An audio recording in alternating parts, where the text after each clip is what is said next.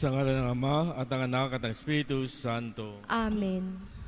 Ang pagpapala natin Panginoong Jesucristo, ang pag-ibig ng Diyos Ama, at pagkaisa ng Espiritu Santo naway suminyong lahat. At sumaiyo rin.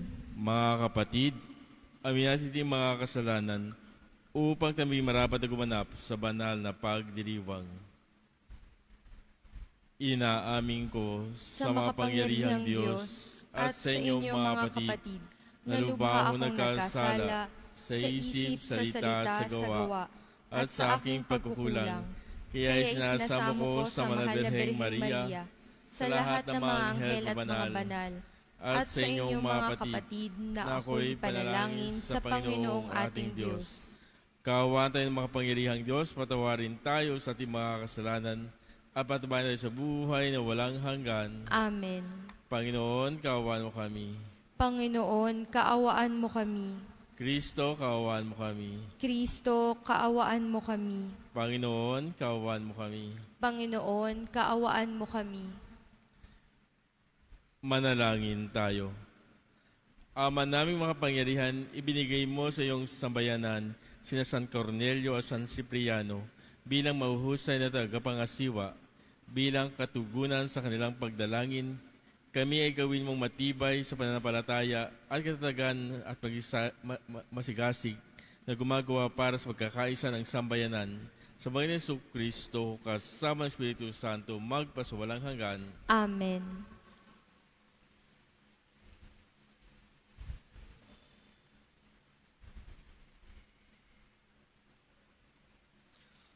Pagbasa mula sa unang sulat ni Apostol San Pablo sa mga taga-Korinto. Mga kapatid, tungkol sa mga babanggitin ko ngayon, hindi ko kayo maaaring purihin. Ang inyong pagtitipon ay hindi nakabubuti, kundi nakasasama. Una sa lahat, nabalitaan kong kayo'y nagpapangkat-pangkat sa inyong pagtitipon, at ako'y naniniwalang may katotohanan iyon. Kailangan bang magkabukod-bukod kayo upang makilala kung sino ang mga tapat? Sa inyong pagtitipon, hindi banal na hapunan ang kinakain ninyo, sapagkat ang bawat isa sa inyo'y nagmamadali sa pagkain na kanyang dala, kaya't nagugutom ang iba at ang iba namay nalalasing. Wala ba kayong sariling bahay upang doon kumain at uminom? O hinahamak ninyo ang simbahan ng Diyos at hinihiya ang mahihirap? Ano ang gagawin ko ngayon? Purihin kayo? Hindi ko kayo pupurihin. Ito ang aral na tinanggap ko sa Panginoon at ibinibigay ko naman sa inyo. Ang Panginoong Hesus, noong gabing siya'y ipagkanulo, ay dumampot ng tinapay, nagpasalamat at pinaghati-hati ito at sinabi, "Ito ang aking katawan na ihahandog para sa inyo. Gawin ninyo ito sa pag-alaala sa akin." Gayon din naman matapos maghapunan ay hinawakan niya ang kalis at sinabi, "Ito ang kalis ng aking dugo ng bago at walang hanggang tipan. Tuwing iinumin ninyo ito, gawin ninyo ito sa pag-alaala sa akin.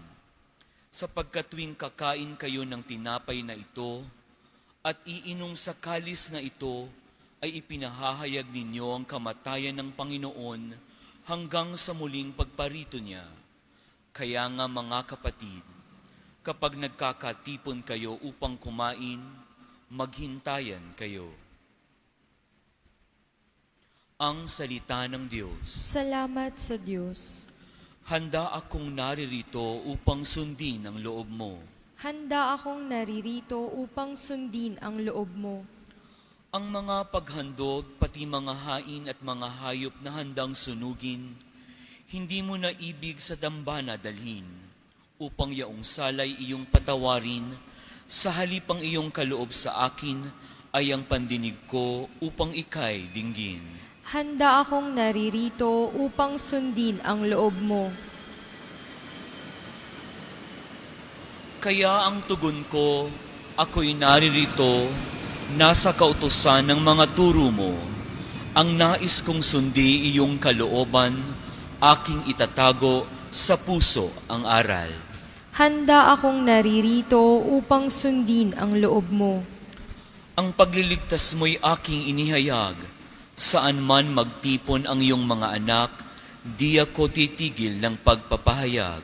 Handa akong naririto upang sundin ang loob mo. Silang lumalapit sa iyo'y dulutan ng ligay at galak na walang kapantay. Bayaang sabihing ang poon ay dakila na naghahangat maligtas na kusa. Handa akong naririto upang sundin ang loob mo. Magsitayo po ang lahat. Aleluya, aleluya. Kay laki ng pagmamahal ng Diyos sa sanlibutan, kaya't anak niya ay binigay. Aleluya, aleluya.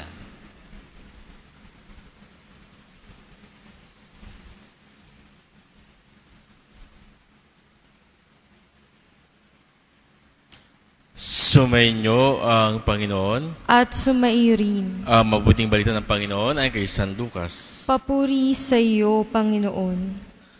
Noong panahong iyon, nang maituro ni Jesus sa mga tao ang kanyang aral, siya'y pumasok sa Capernaum. Dooy may isang kapitang Romano na may aliping mahal sa kanya. May sakit ang aliping ito at nasa bingit ng kamatayan. Nang mabalitaan ng kapitan ang ginagawa ni Jesus, ay nagpasugo siya ng ilang matatanda sa mga Hudyo upang ipakausap kay Jesus na puntahan upang pagilingin ang alipin. Nang makita nila si Jesus, taimtim silang nakiusap sa kanya. Siya'y karapat-dapat na pagbigyan ninyo sapagkat mahal niya ang ating bansa, wika nila. Ipinagpatayo pa niya tayo ng isang sinagoga. Kaya sumama sa kanila si Jesus. Nang malapit na siya sa bahay, pinasalubong siya ng kapitan sa kanyang mga kaibigan at pinasabi ng ganito, Ginoo, huwag na po kayong magpakapagod. Hindi ako karapat-dapat na puntahan ninyo sa aking tahanan. Hindi rin po karapat-dapat na humarap sa inyo. Ngunit magsalita po lamang kayo at gagaling na ang aking alipin. Sapagkat ako isang taong nasa ilalim ng nakataas na pinuno at may nasasakupan din po akong mga kawal. Kung sabihin ko sa isa, humayo ka, siya'y hahayo, at sa iba, halika, siya'y lalapit, at sa aking alipin, gawin mo ito. Ito'y ginagawa niya. Namangha si Jesus na marinig ito at humarap sa napakapal na tao sumusunod sa kanya. Sinabi niya, kahit sa Israel ay hindi ako nakakakita ng ganitong kalaking pananalig. Pagbalik sa bahay, naratnan na ng sinugo na magaling na ang alipin. Mga kapatid, ang mabuting balita ng Panginoon. Pinupuri ka namin, Panginoong Hesukristo. Makikita natin sa Ebanghelyong ito kung paano yung kawal na Romano ay may malaking pananampalataya na siya mismo nakiusap sa kanyang mga kaibigan na papuntahin si Jesus. Ngunit nung malapit na sa bahay, sinabi niya pa rin sa kanyang mga kaibigan, sabihin na, hindi ako karapat-dapat. Sabihin niyo lamang po at gagaling na ang aking alipin. Kung saan makikita rin po natin, lagi natin ginagamit ito kapag tayo ay tumatanggap na ng banal na komunyon. Panginoon, hindi ako karapat-dapat na patuloy sa iyo. Ngunit isang salita mo lamang ay gagaling na ako. Sa simpleng pangwika na ito, makikita ang malaking pananampalataya ng kawal na Romano kung saan naniniwala siya na kahit sabihin lamang ni Jesus, gagaling na ang kanyang alipin. Naniniwala siya na kanumang naisin ni Jesus, kahit hindi siya lumapit dito ng taimtiman, ay talagang gagawin ni Jesus kung talagang nanaisin niya. Na tayo rin ay patuloy na aniyahan ng Diyos na patuloy na maniwala sa kanyang pangako sa ating buhay. Sa patuloy ng ating pagdiriwang, sana maging katulad din tayo ng kawal na Romano ito na may malaking pananampalataya na handa nating sabihin sa ating Panginoon, hindi man tayo karapat dapat na lumapit sa Kanya, naway patuloy niya tayong pagalingin at may pagkabayan sa ating buhay.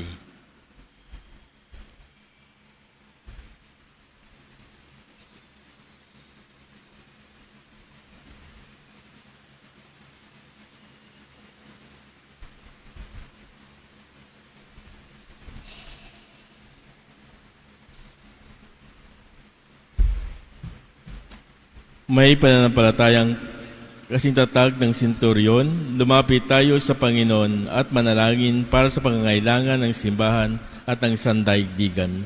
Sa bawat kahilingan ating tugon, Panginoon, dinggin mo ang aming panalangin. Panginoon, dinggin mo ang aming panalangin. Ang simbahan naway hindi ituring ang sinuman, saan man bilang banyaga o waring hindi kasapi. Manalangin tayo sa Panginoon. Panginoon, dinggin mo ang aming panalangin. Yaong mga namumuno sa ating buhay sibil, naway ituring ang bawat tao ng may katarungan at pagkakapantay-pantay. Manalangin tayo sa Panginoon. Panginoon, dinggin mo ang aming panalangin.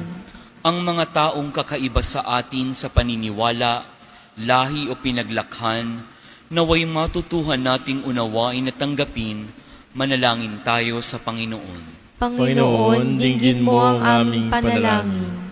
Ang mga matatanda, mga nalulumbay at mga may sakit, naway tumanggap ng kasiyahan ng pag-ibig ng Diyos sa kanilang paghihirap. Manalangin tayo sa Panginoon. Panginoon, dinggin mo ang aming panalangin. Ang ating mga yumaong kapatid, naway tanggapin sa kaharian ng buhay na walang hanggan. Manalangin tayo sa Panginoon. Panginoon, dinggin mo ang aming panalangin. Para sa mapayapang paglutas ng tunggalian sa pagitan ng Israel at Palestina, para sa pagwawakas sa karahasan at pagdanap ng dugo sa gitnang silangan, naway ang puot ay maging pag-ibig, ang kawalan ng pag-asa ay mapalitan ng pag-asa, at ang kawalang pakialam ay madaig ng pagkakaisa, upang ang isang pangmatagalan at makatarungang kapayapaan ay tunay na maghari sa ating mundo. Manalangin tayo sa Panginoon. Panginoon, dinggin mo ang aming panalangin. Para sa lahat ng mga nagpamisa dito sa pambansang dambana ng mahal na ina ng laging saklolo, tupdinawa ng Diyos ang kanilang kahilingan at kalugdan ng pasasalamat. Manalangin tayo sa Panginoon. Panginoon, dinggin mo ang aming panalangin. Ama ng lahat ng tao, tinanggap ng iyong anak ang pananampalataya ng senturyon na lumapit sa kanya na may pagtitiwala at may pagpakumbaba. Ipakita mo sa amin ang iyong kagandahang loob. Ngayong nananalangin kami sa iyo sa pamamagitan ni Kristong aming Panginoon. Amen.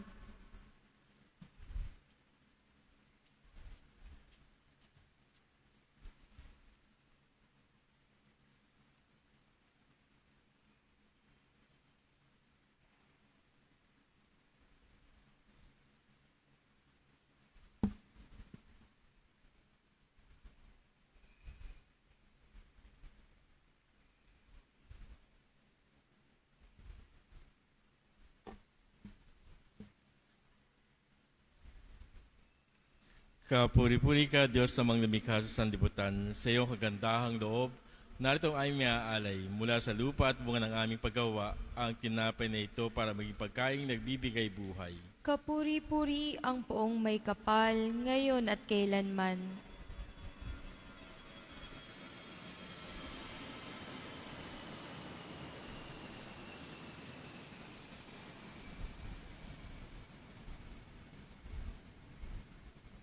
Kapuri-puri ka, Diyos sa lumikha sa sanlibutan, sa iyong kagandahang loob, narito ang aming maaalay mula sa kataas ng ubas at bunga ng aming paggawa, ang alak na ito para maging inuming nagbibigay ng iyong Espiritu. Kapuri-puri ang poong may kapal, ngayon at kailanman.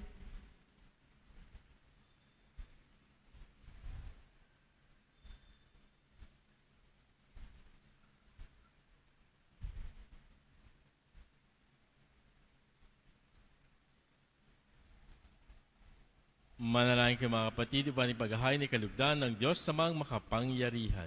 Tanggapin nawa ng Panginoon itong paghahain sa iyong mga kamay, sa kapurihan niya at karangalan, sa ating kapakinabangan at sa buong sambayanan niyang banal.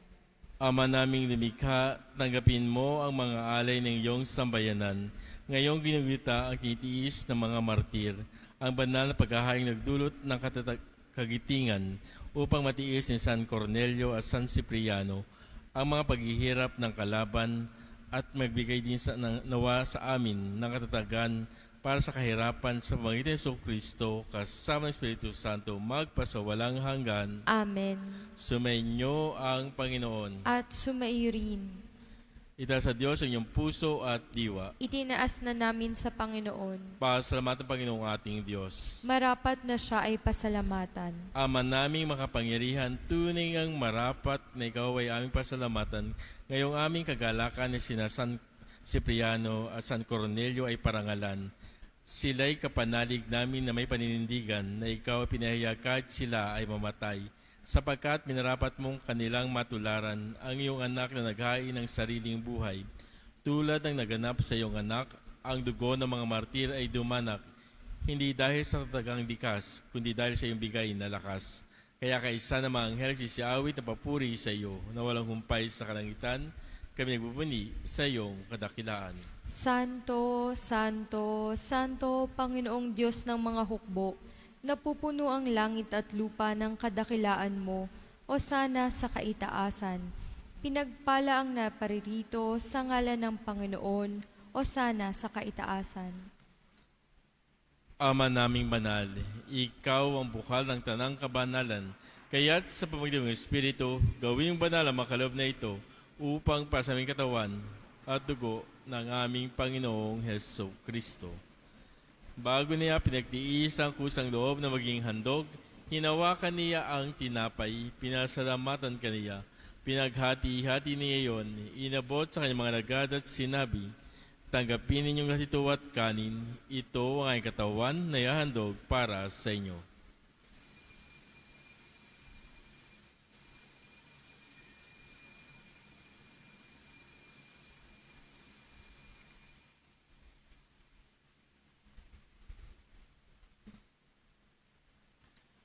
Gayon din naman nang matapos ang hapunan, hinawakan niya ang kalis, muli kaniyang pinasalamatan, hinabot niya ang kalis sa kanyang mga lagad at sinabi, tanggapin ninyong lahat ito at inumin, ito ang kalis ng aking dugo, ng bago at walang hanggang tipan, ang aking dugo ibubuhos para sa inyo at para sa lahat, sa pagpapatawad ng mga kasalanan. Gawin niyo ito sa pag-alala sa akin.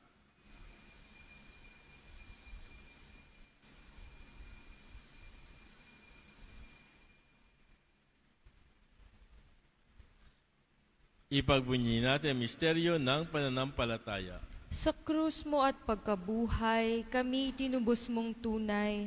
Poong Jesus naming mahal, iligtas mo kaming tanan, ngayon at magpakailanman.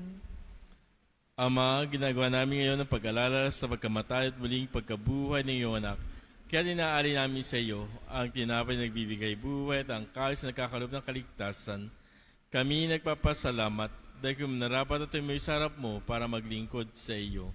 Sinasamo namin kami magsasalo-salo sa katawan dugo ni Kristo ay mabuklod sa pagkakaisa sa pamagitan ng Espiritu Santo. Ama, lingapin mo yung simbahang laganap sa buong daigdig. Puspusin mo kami sa pag-ibig kay San Francisco na aming Papa at ni Jesse na aming Bispo at Tanang Kaparayaan. Alalahanin mo mga kapatid naming nahimlay na pag-asang sila'y muling mabubuhay, gayon din ang lahat ng mga pumanaw. Kaawaan mo sila at patayin sa iyong kaliwanagan. Kaawaan pagtipating mo lahat na makasalo sa iyong buhay na walang wakas. Kaysa ng Malabirheng Maria na ina ng Diyos, kaysa ni San Jose na kanyang esposo, kaysa ng mga apostol ni San Cornelio, San Cipriano at ang lahat ng mga banal na namuhay sa igdig ng kalugod-lugod sa iyo, may pagdiwang naman na ipupuri sa kararangal mo sa Panginoong Anak na Panginoong Hesus Kristo. Sa pamamagitan ni Kristo, kasama niya at sa Kanya, ang lahat ng papuri ay sa iyo, Diyos amang makapangyarihan, kasama Espiritu Santo, magpasawalang hanggan. Amen. Sa dagubili ng kagagaling na utos sa turo ni Jesus na Panginoon natin at Diyos, ipahayag natin ngayon ng lakas loob. Ama namin, sumasalangit ka, sambahin ang ngalan mo, mapasa amin ang kaharian mo, sundin ang loob mo dito sa lupa para ng sa langit. Bigyan mo kami ngayon ng aming kakanin sa araw-araw, at patawarin mo kami sa aming mga sala, para ng pagpapatawad namin sa mga nagkakasala sa amin. At huwag mo kami ipahintulot sa tukso, at iadya mo kami sa lahat ng masama. Hiling namin kami adya sa lahat ng masama, pagkalooban ng kapayapaan araw-araw, iligtas sa kasalanan at ilayo sa lahat ng kapahamakan, samantalang aming pinananabikan ang dakilang araw papayag sa aming Yesu Kristo. Sapagkat iyo ang kaharian at ang kapangyarihan at ang kapurihan magpakailanman. Amen. Panginoong Yesu Kristo, sinabi mo sa mga apostol, kapayapaan ang iniwang ko sa inyo, ang aking kapayapaan na bibigay ko sa inyo. Tunghayan mo ay pananampalataya at huwag ang pagkakasala, pagkalooban mo kaisa ayon sa iyong kalooban, kasama Espiritu Santo, magpasawalang hanggan. Amen. Ang kapayapaan ng Panginoon ay laging sumainyo. At sumayo rin. Magbigayan kayo ng kapayapaan sa isa't isa.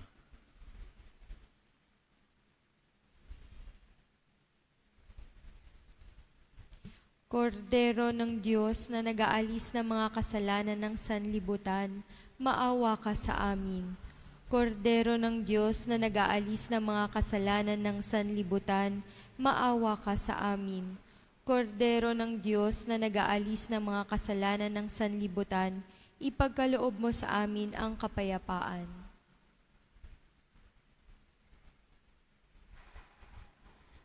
Ito ang kordero ng Diyos. Ito ang nag-aalis ng mga kasalanan ng sanlibutan. Mapadamay ng Panginoon sa kanyang piging. Panginoon, hindi ako karapat-dapat na magpatuloy sa iyo, ngunit sa isang salita mo lamang ay gagaling na ako.